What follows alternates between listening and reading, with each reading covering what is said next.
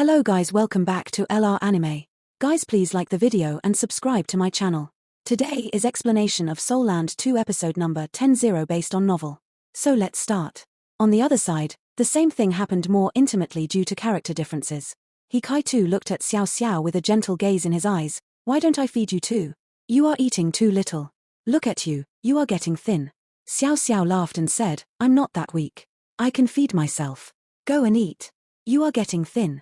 Jing Xian rolled her eyes as she eavesdropped from the side. Thin? This guy is thin. Isn't he at least 300 catties?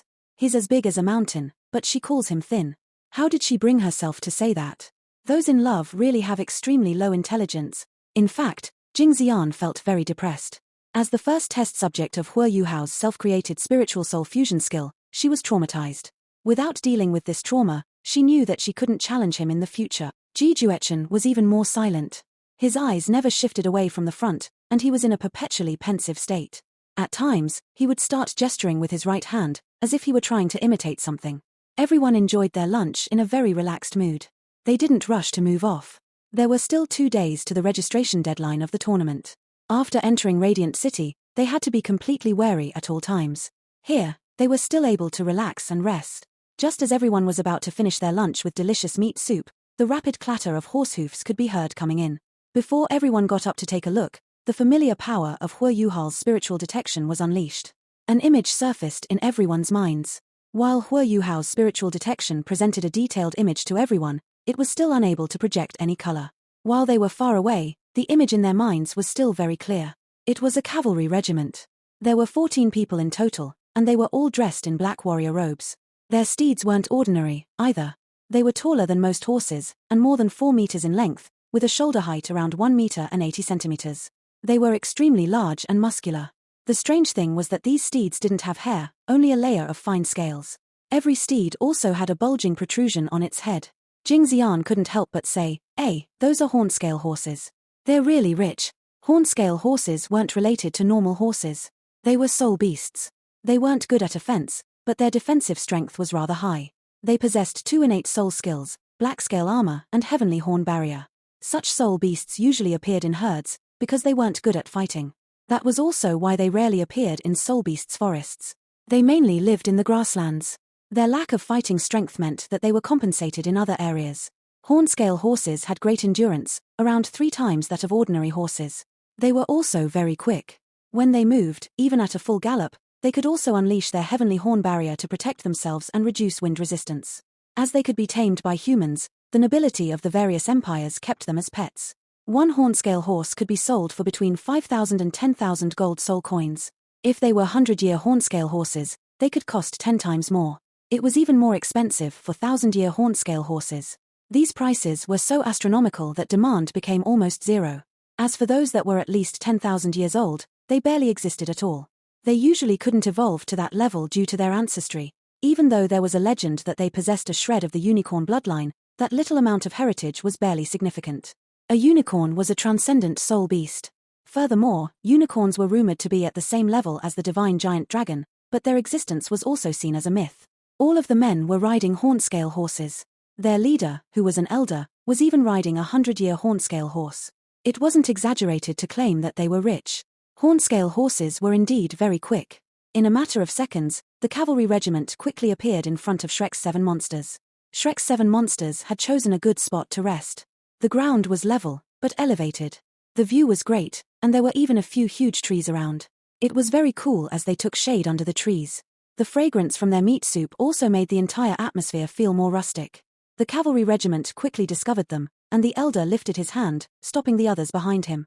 The entire team was evidently very organized. The riders also coordinated well with their horses. The elder slowly rode up to them and smiled. He asked, "Greetings all. Are all of you going to compete in the tournament?"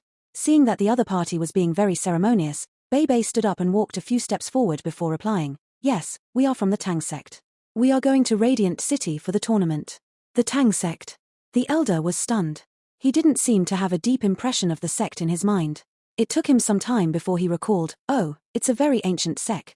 We are from the Heavenly Armor sect. We are also here for the tournament. We are tired from rushing on our journey. May we rest here too? Don't worry, we won't disturb all of you." Bei Bei smiled and replied, "Of course you can. We still have some meat soup that we cooked. If you don't mind, we can share it with all of you."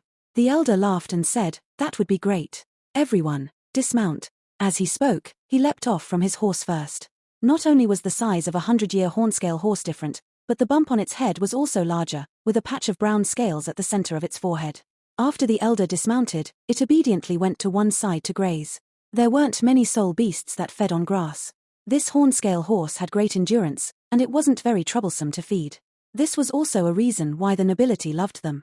When the elder jumped off from his horse, the rest of the riders also dismounted. Their actions were neat and tidy, even rhythmic. No one made any noise, but they knew their roles. Hornscale horses were quite intelligent, and didn't need to be instructed. They walked off on their own to graze, but didn't venture too far away. The riders started to get busy as they camped close to the group from the Tang sect. Some of them retrieved dry rations, while others grabbed their water pouches. Someone was in charge of starting a fire and cooking. In a while, the smell of their meal drifted over. The elder led 2 youths over and scanned everyone from the Tang sect. Eventually, he fixed his gaze on Bei Bei. From how Bei Bei had reacted earlier, he could tell that he was the leader of their group. However, he underestimated Tang's sect because of this discovery. This ancient sect doesn't even have an experienced leader. "What's going on? Young man, how are you?" "I'm Han Jianhu from the Heavenly Armor sect. I'm the leader of my sect. I've brought these youths along to gain some experience." Jiang Nannan led 2 youths to get some of the meat soup. These 2 youths were very cautious. Their faces turned red when they saw Jiang Nannan's ravishing looks. After that, they didn't dare to look at her anymore. Jiang Nannan almost burst out in laughter when she saw their shy looks. These 2 youths were really amusing. Shu Sancha was watching carefully from one side. He chortled when he saw their faces turn red, and stopped them monitoring further. They were really inexperienced. Bei Bei was already conversing with Han Jianhu. "I'm the eldest senior of the Tang sect. Greetings to elder." Bei Bei's refined appearance was very likable. When Han Jianhu discovered that he was the leader of the Tang sect, he was stunned. "So you are Master Bei. Apologies for the disrespect." No matter how strong the Tang sect was now, it was still an ancient sect. Han Jianhu became more formal with his words. Han Jianhu had to be a senior figure from the Heavenly Armor sect. He was a tall and mighty man. His aura was pressing too. As he gestured, he seemed awe-inspiring. Hua Yuhao sat on the golden tree wheelchair and observed these people. Although they only just interacted, he managed to make some deductions. First, the Heavenly Armor sect was obviously not from the Sun Moon Empire. That was because they were riding horses. One of the tournament stipulations was that the competing teams needed to have at least 5 members who had 4 or more soul rings. 4-ringed soul masters could use flying-type soul tools. If they were from the Sun Moon Empire, it wouldn't make sense that they didn't use soul tools. From the hornscale horses they rode, it was more likely that they came from the Heavenly Soul Empire. That was because the Heavenly Soul Empire was famous for producing such soul beasts.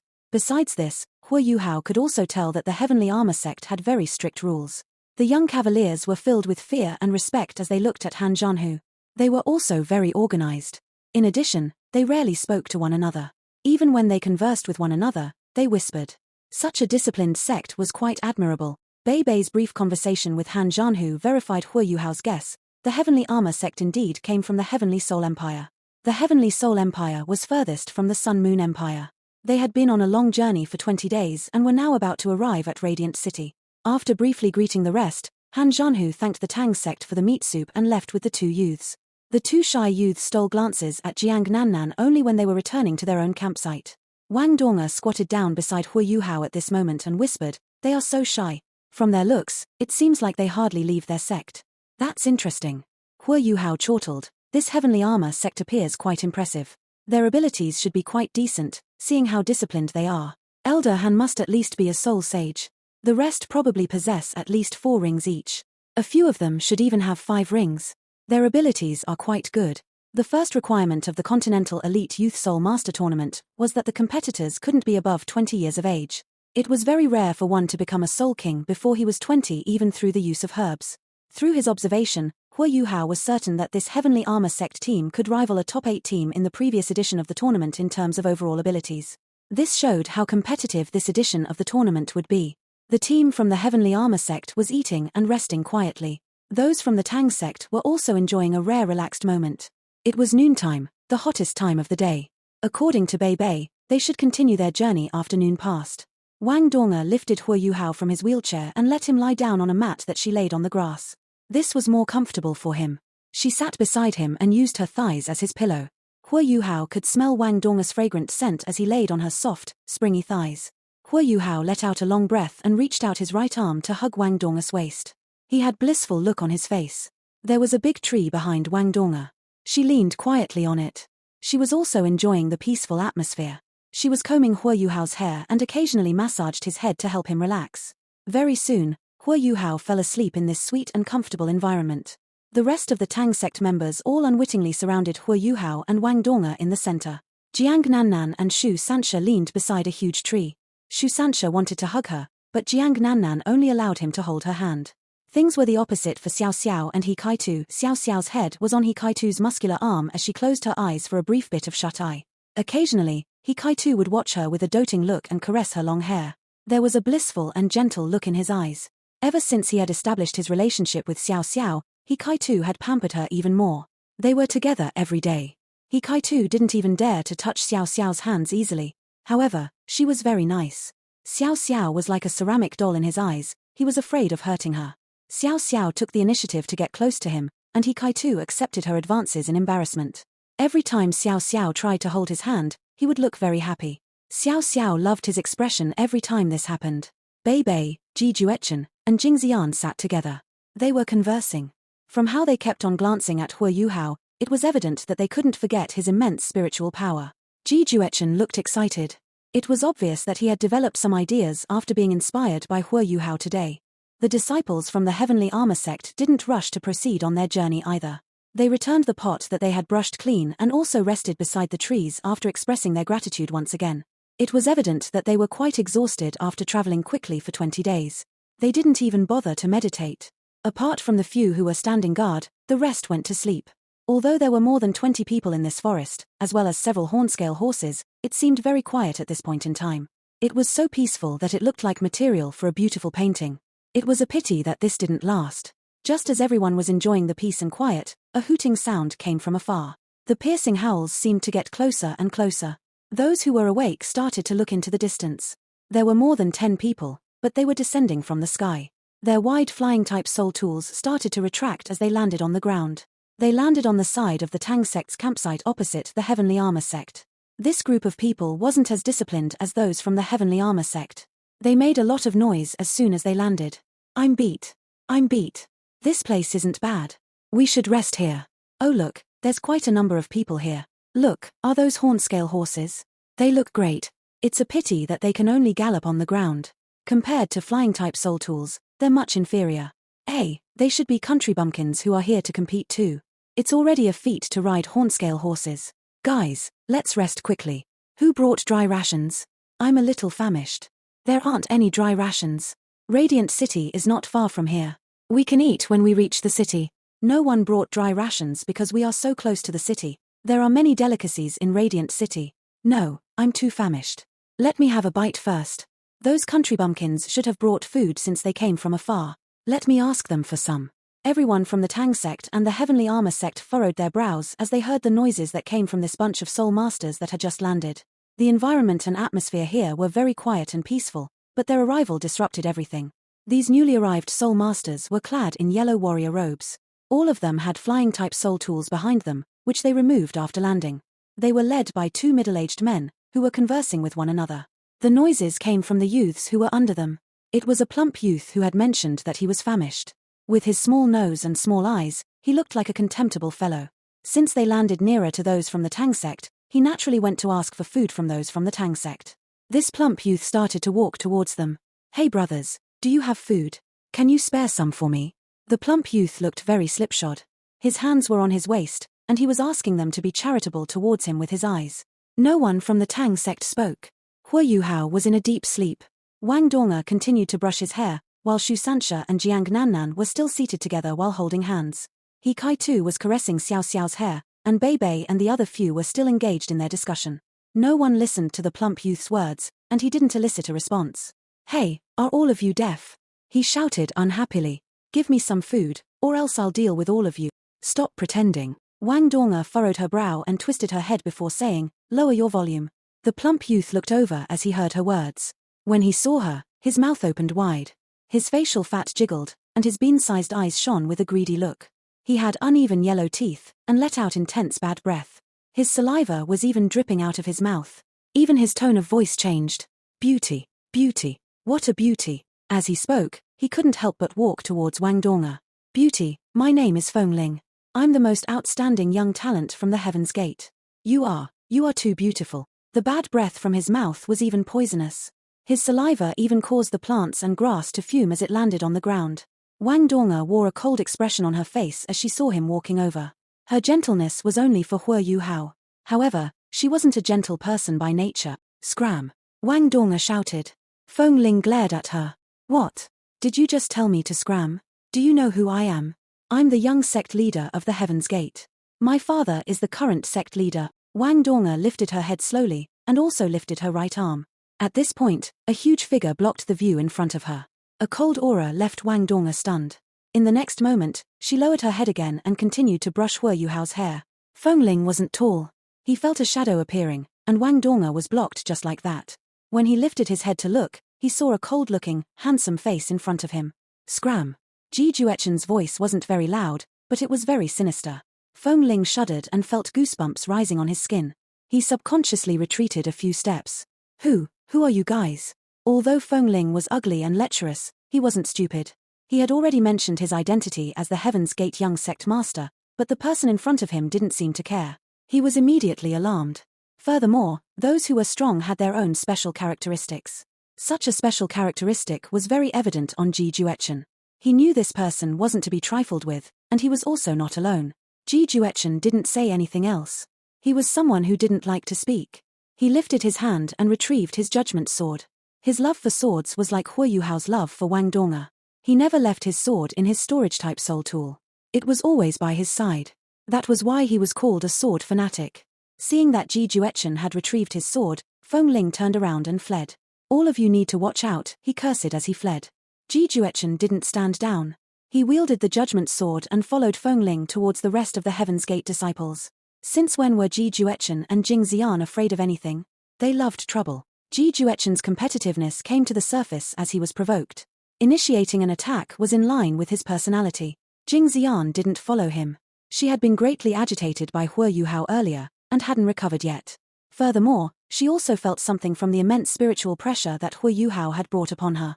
She needed some time to digest everything. Feng Ling quickly rushed back to his own territory. Everyone from Heaven's Gate naturally heard his confrontation with the Tang sect. The entire sect, including the two middle-aged men, gathered immediately. Ji Juechen lifted his sword and walked over. Bei Bei wanted to follow him, but he was stopped by Jing Xian. Let him have his fill. Otherwise, he'll vent it all on us. Bei Bei immediately sat down. He sighed slightly, and his eyes were filled with empathy for those from Heaven's Gate. Jing Xian's lips moved slightly. What kind of person are you? Bei Bei smiled and revealed his set of white teeth. I'm a good guy. Jing Xian looked over and shrugged her shoulders.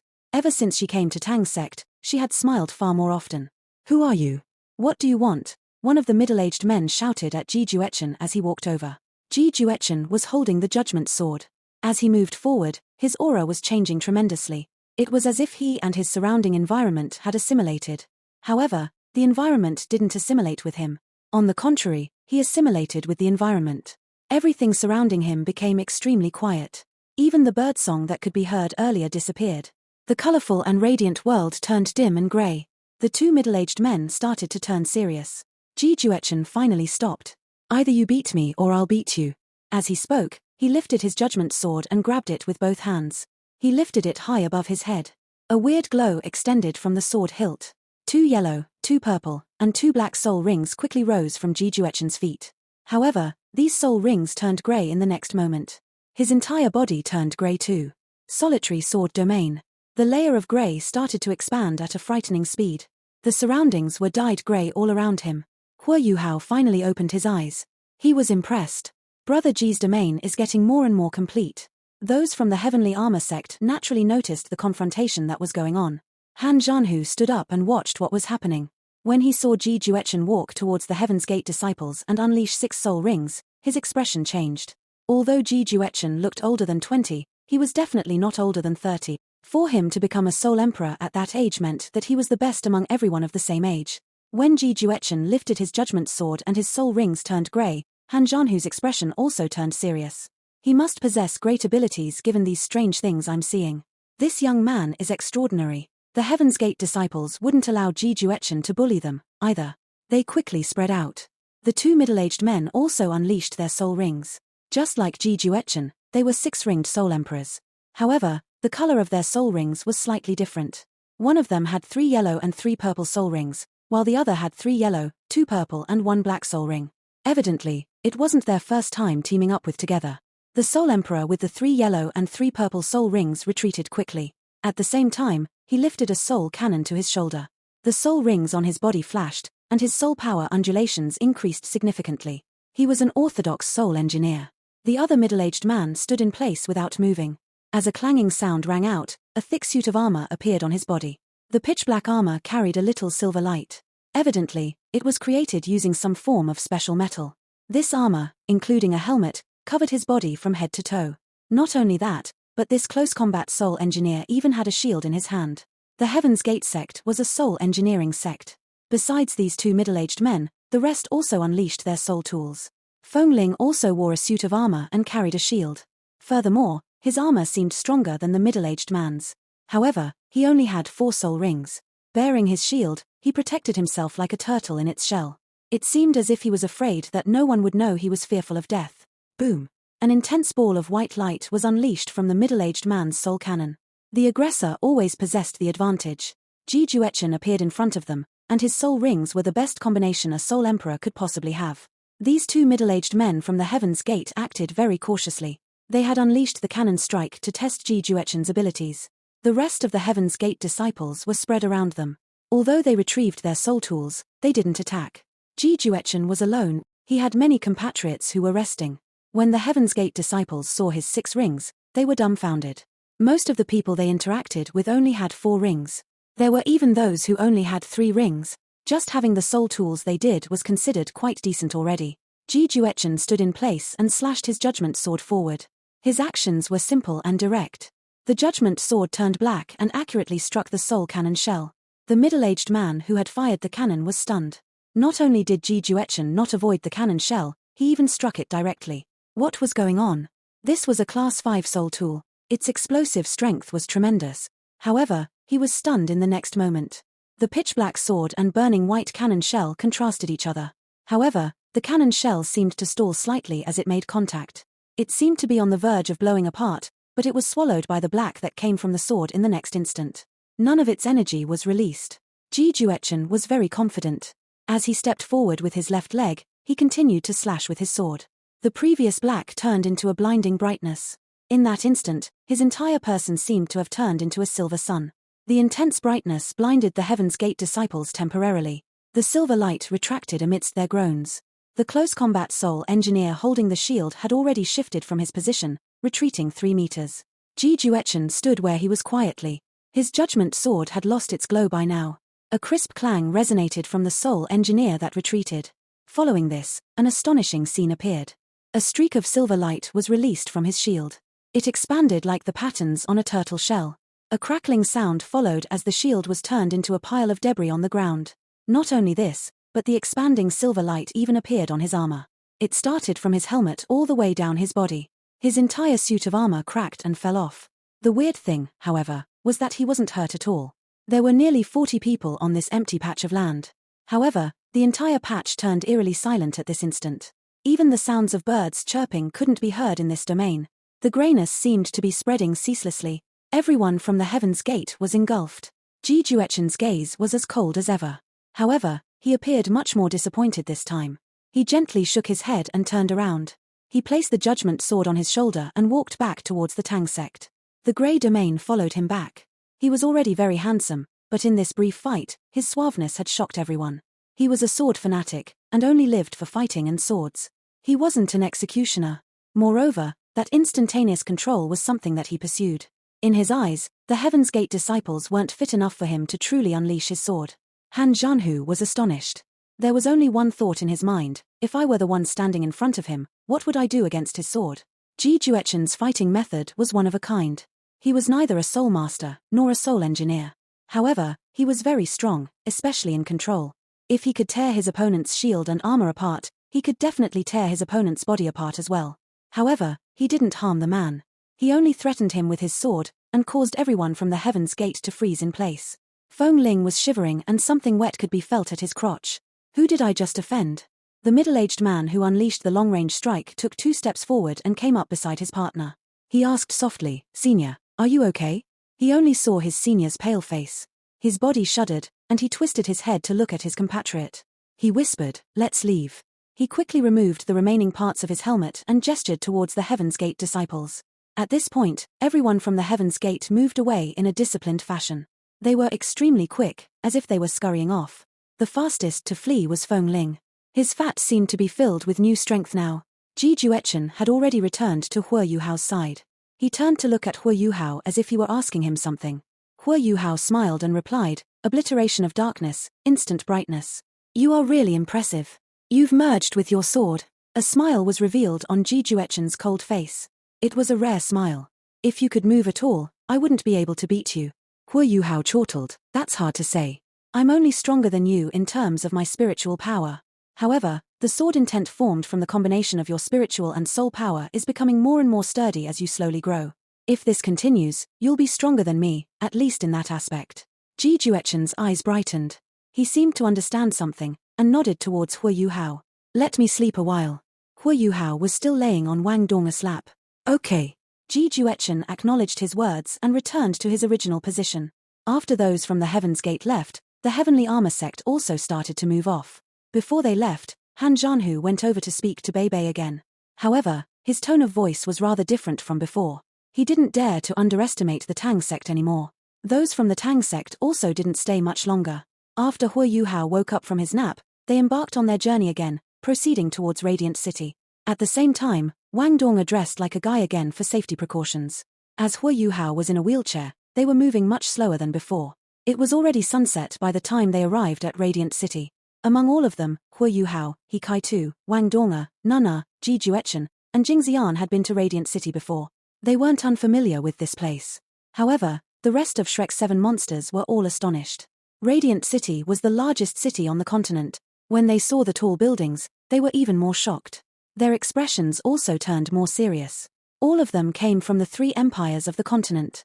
As the biggest threat on the continent, a thriving Sun-Moon Empire put great pressure on the other empires. Even Hua Yuhao didn't know how strong the Sun-Moon Empire was. They hadn't seen the truly great soul engineers from the empire yet. According to the information they were given, they had to complete their registration when they reached Radiant City. Although the previous registration had been completed, they still had to go through this round of registration to verify their arrival. The Empire would then arrange for their temporary residence, as well as provide them with the tournament schedule.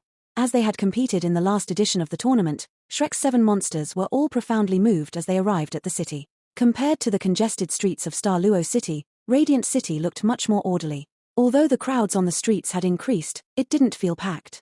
This was the benefit of a huge city. Soldiers in iron armor patrolled the streets occasionally. Every squad was made up of 12 soldiers, all extremely disciplined. Although Hua Yuhao had stayed in Radiant City for quite some time, he wasn't very familiar with the buildings here. He had been extremely invested in soul tools every day, and didn't have time to stroll around. However, there was someone else who was familiar with the area. Nana had grown up in this city, and was quite familiar with things around here. She was easily able to lead everyone to the registration area. It was a huge 8-story hotel. It was in the city center, and was called the Mingyu Hotel. It was entirely silvery white, and could be seen from a good distance away. Every story was quite high. Even though there were only 8 stories, it was still considered an extremely tall building in Radiant City. The lobby of the hotel gave off a metallic feel. Its internal decoration was identical to its external decoration, completely silvery white. Various streamlined decorations resembled exquisite soul tools and gave one the urge to touch them. The first feeling the hotel gave those entering was that it was simple, yet grand.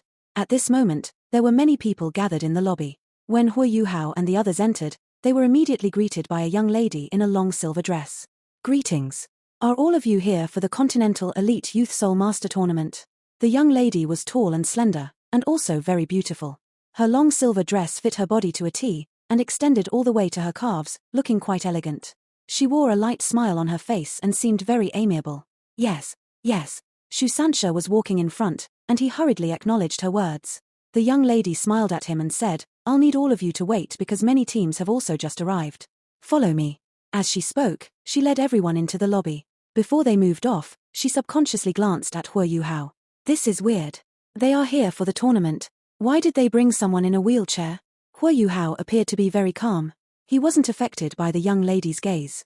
After everything that he had been through, he was more mature than most adults. However, he easily attracted attention as he sat in the wheelchair. As they proceeded to the bar in the lobby, many people appeared stunned when they saw him.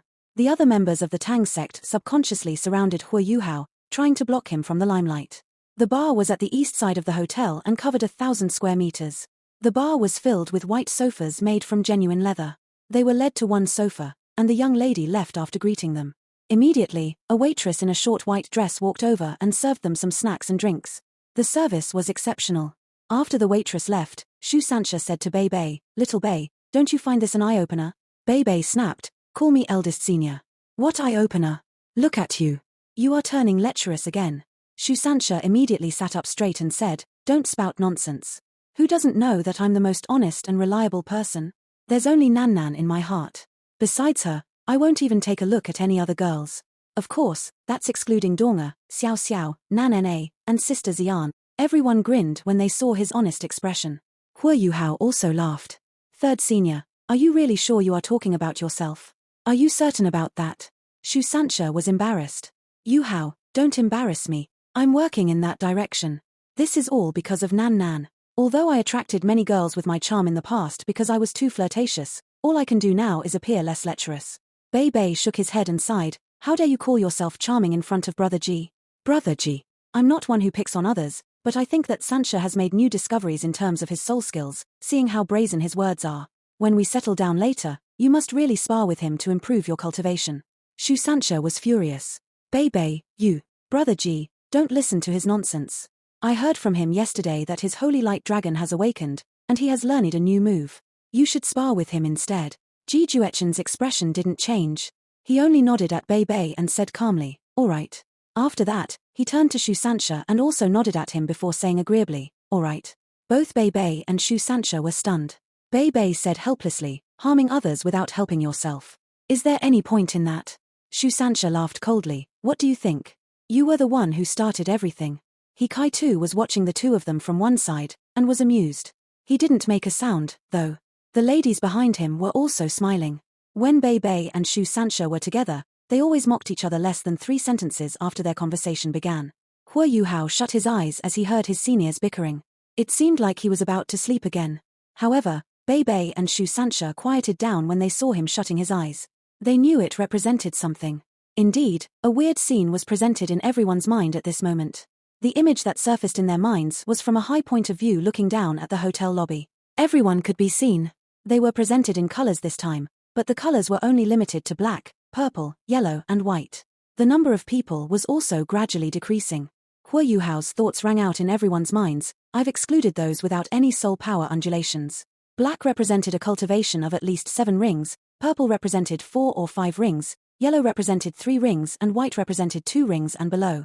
From the looks of it, there were 34 people in black, 216 people in purple, 78 people in yellow, and less than 50 people in white.